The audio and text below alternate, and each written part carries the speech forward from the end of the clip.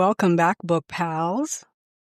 This is episode 132 of the Bookcast, my platform for sharing short fiction and updates on life as a self-published author. I am your host, D.L. White. I write, kissing books, romantic mysteries, black fiction, all the good stuff, short stuff, long stuff, fan fiction, etc., etc. I'm going to keep it 100. I don't know what I'm talking about today. I decided I had to record today since I skipped a week again. But y'all know if I don't have anything to say, I don't drag myself down the hall to record. But I am here mostly because I have a new release, and so I want to talk about it. It's also month end, so we have a little wrap up, and it's also the end of a theme month, so we get to talk about the books that I read. I'm not going to do a little coffee break here because I'm trying to get out of this closet by 6 o'clock, so that gives me just a little under 30 minutes. Tonight is the premiere of Savvy Sheldon something or other. I've been looking at it all day, and right when I want to talk about it, I can't remember the name of it, but that's coming on the CW tonight, and I'm trying to get my things together so I can sit down and watch it with the crew on Threads. Taj McCoy is the author of the book, and it's been turned into, is it a movie or series? I can't remember. But anyway, it's coming on the CW tonight, and I'm very excited about it. So I'm trying to get all my ducks in a row, all my stuff out the way, get something good to eat and drink, and sit down and watch it with the romance girlies. But right now, we are here to talk about the books. So it is today's November 30th, and normally I would try to wait a day to wrap up the month, but I tried to start a book today to give me one more, and I couldn't get into it. My brain is tired. I think I'm at about 17 books for November, and it is a theme month. It's Nonfiction November, and I think I said this last week or maybe the week before. This is the first year I've really, really enjoyed Nonfiction November, and sometimes I'll see a nonfiction book and I'll kind of tag it just so I remember it's there, because I'm gonna hold that for Nonfiction November in case I don't find anything I really want to read. But this year I found some pretty good books, and I also mixed in a bit of romance and I think maybe one thriller in there. So let's talk about the books I read in November. This might be a little bit of a repeat because I think I talked about a few of them last week, but I just like to do one big roundup of all the books I talked about. So started the month off, nonfiction month off, with A Devil Went Down to Georgia, Race, Power, Privilege, and the Murder of Leta McClinton. I really enjoyed this one. I would say every book I read this month, I compared to this one. It was super well done. I would watch a documentary about this story. It was quite good. And then I read Farrah, Rochon, Forever Kind of Love, Bayou Dreams, Book 1. I told y'all that I've been begging Farrah to bring these books back since Kimani gave her rights back. She just hadn't had time to really get them edited, but she resold them to Honey Blossom Press, and they've been putting them out in ebook and audio, and I could not be a happier girl. So Forever Kind of Love came out in November, and I believe the next book in this series is coming in December, and I personally can't wait. Then I moved on to Black, White, Colored, The Hidden History of an Insurrection, A Family's Southern Town and Identity in America by Loretta, Malloy, Noble. This was okay, just a bit dry. Then I moved on to A Bitter Ending, A Brother's 30-Year Quest to Uncover the Truth About His Sister's Death by Thomas James Whitfield. This was also really good, very well done. Not better than A Devil Went Down to Georgia, but well done, I think probably because it was about murder. Yeah. This is just basically a man trying to figure out what happened to his sister, who they said she died by suicide, but her husband was a cop. So yeah, let's find out what actually happened. And then I moved on to Systemic, How Racism is Making Us Sick by Layal, Liverpool. This was this was a lot. This book reminds me why I didn't finish Medical Apartheid. It was just rough, just case after case after case of how people just assuming things about races that aren't white and how it is hurting us. Yeah, that was a rough one. That was a rough read. I kind of dragged myself through that one. But I recovered with Bad Blood, Secrets and Lies in a Silicon Valley Startup by John Carreyrou. This was about Theranos. I feel like I've listened to a bunch of podcasts about Theranos and did not have any idea what it really was about, but went deep into Elizabeth Holmes and all the people that worked for the company and the people that worked with her. I feel like I know a lot about Theranos now. This was very well done. Then I picked up Photograph by Brian Freeman, who I really enjoy when he's not writing a Jason Bourne novel. This was okay. I got kind of lost. I feel like Brian is trying to move into paranormal sci-fi. And, like when I was practicing writing mystery and it was just kind of weak, but you're like, oh, bless you. I feel like this is the situation here. It's a Brian Freeman, so it's written well, but sometimes the story just doesn't flow in a way I understand it. Yeah. So then I read Booed Up, a Halloween novella by Nina High, who is one of my favorite new to me authors. I've been kind of gobbling up her catalog, and she's been putting them out, buddy. She's been putting them out. And then I read The Ruination of Michael Sterling by my fave, Tasha L. Harrison. This was very good. It was more woo-woo magic. I carry rocks in my pocket. I do a ritual at sunset. It was a lot more of that than I like. However, the underlying story was so good that it pulled me through that. Really good, very well written, very different from her previous offerings. Most of her offerings are, romance, high steam, spicy, if you will, poly, that sort of thing. This one was very different, but very well written. I don't want to say but very well written, and very well written. Then I picked up Peaches and Honey, a small town sapphic romance by Carmen Lee. This is another Honey Blossom Press release. Really enjoyed this one. This one actually, I just keep saying things that I don't mean in a derogatory manner. This one was actually good. I don't mean this one was actually good. I mean, this one was actually really, really good. I love a small town romance. Something about a small town just really piques my interest. So I snatched this up the day it came out. Really enjoyed it. I listened to it on audio. It was very well performed.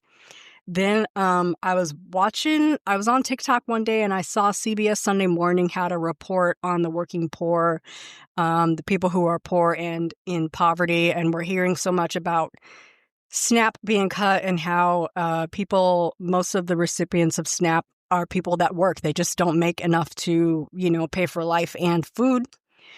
And so I was really interested in this book that they based their story on because their story was set in Atlanta. This book is called No Place for Us, Working and Homeless in America by Brian Goldstone. And wow, this book is really sobering. Like, it's just story after story after story, but it highlights to me how close you can be. Like, they always say you're like 1 to 2 paychecks away from being homeless. And it's never more true than it is in this book. All it takes is one accident or one catastrophe or one, missed paycheck or one phenomena, or, it just takes one thing to send something crashing through your life, and then everything falls like a domino, and then you have to get public assistance. And so This was a really eye-opening read, especially since much of it is set in Atlanta, and it really shows you how a large portion of the city is living, and it's not good, y'all. It is not good. Then I picked up Chillin' on Thanksgiving by Jessica Terry. This was really good. This was actually, I gotta stop saying actually. Why do I keep, well, I can't stop doing it. This was very good. It's about a mom who's been giving her all, and her family is taking advantage of that. And so she decides that she is going on strike for Thanksgiving. It was funny. It was relatable, even though I've never been in this situation. I definitely could feel and relate and put myself in the main character's shoes. I was definitely mumbling at her family and like, I know that's right on every page. Pick this up if you want like a fun Thanksgiving read. It's called Chillin' on Thanksgiving by Jessica Terry. Then I read this little ditty called Layover, an only one bed holiday novella by D.L. White. You might have heard of her. We'll talk about that one later. I read Open for Business, Riviera Romance by Britt W. That was like a super quick read. Q&C, The Teachers of Hardwood High, another Nina High release. This, I think I grabbed this like the day or the day after it dropped, and she still has one more coming. So I'm all over it. If Nina is releasing it, I'm snatching it up. And then yesterday, I picked up Cults Like Us, How Doomsday Thinking Drives America. I heard, by Jane Borden. I heard about this book on Rebecca Blevin's podcast, Life After MLM. You might remember that name from the documentary on LuLaRoe and how that was a big old not Ponzi scheme, but multi-level marketing scam. Anyway, she has a podcast she's been running for a few years called Life After MLM. It's my Sunday listen. So I heard this author on that podcast, and this book is scary. It is very scary.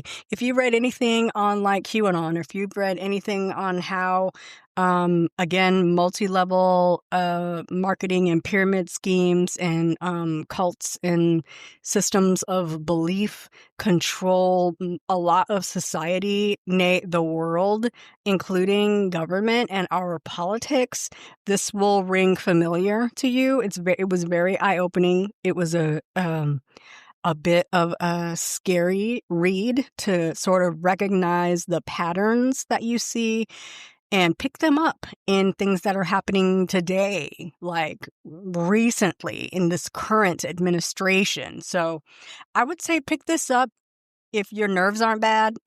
If your nerves are bad, you should skip this one. I listened to it in audio.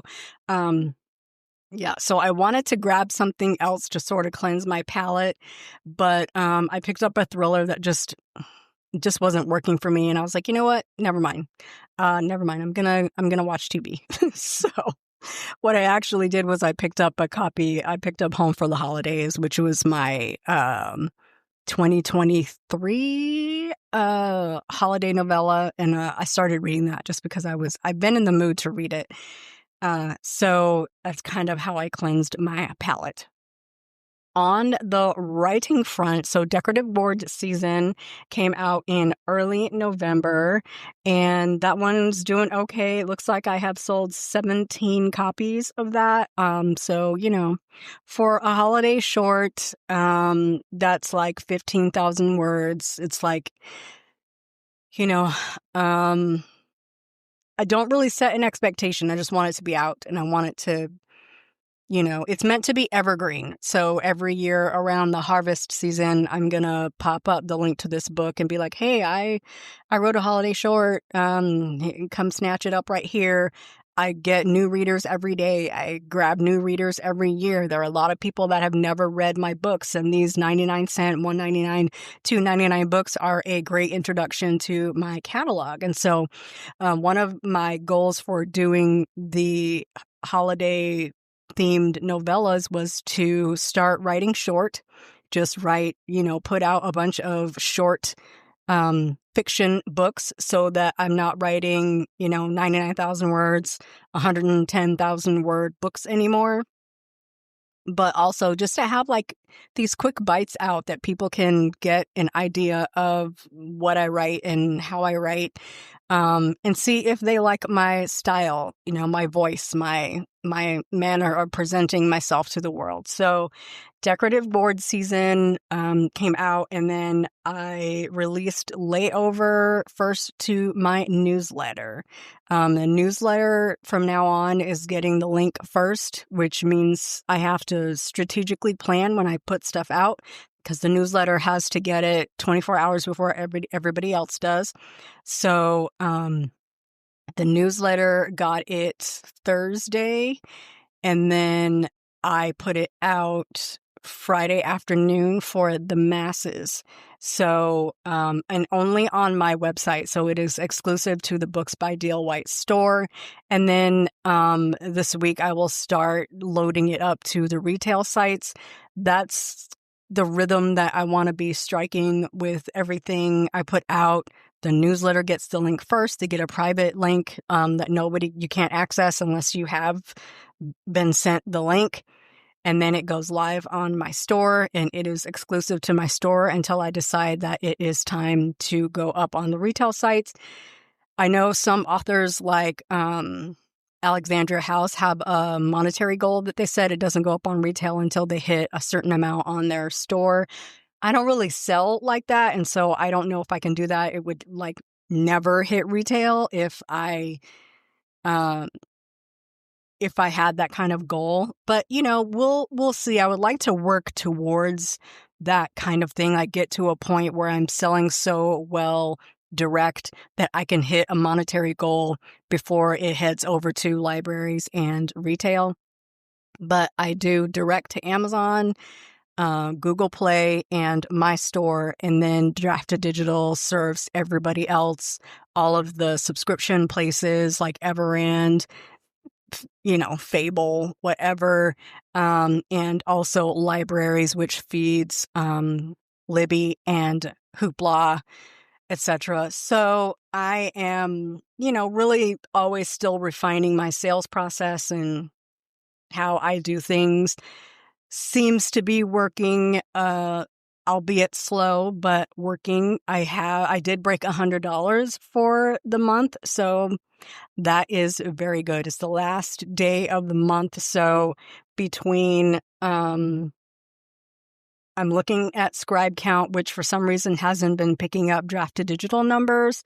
So between the numbers I have here and Drafted Digital numbers, I'm over 200 for the month. So that's a very good month for me. I want to try to kick it up in 2026 and get back to making good money on my books. That will require me to write more books, write better books, put myself out there. So I think I did okay for the year, but can always do better. So Layover is out, Decorative Gourd season are out, and that marks the end of writing season for author D.L. White.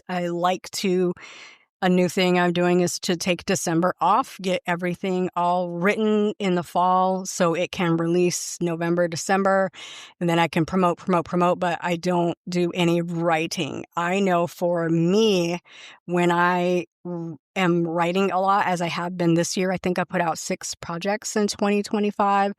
I need a lot of time between projects so that I can reset. There's a concept that I can't really put it into words. I can't repeat it like I heard it, but I know it's from Becca Syme, where she talks about letting the ground lay fallow, and you have to kind of there's this concept where they burn the crops and then they sort of let it grow fallow, and that is then the best foundation for new seed to grow. So I just want to spend December reading, relaxing my brain, like refilling the well. I might pick up some craft books. Can't promise I'll read them, but I might pick up some, good craft books. But craft for people who are discovery writers, craft for people who don't like to plan very intricately because I do like the story to develop in my mind. I do like to tell myself the story over and over again and let it build and let it sort of marinate.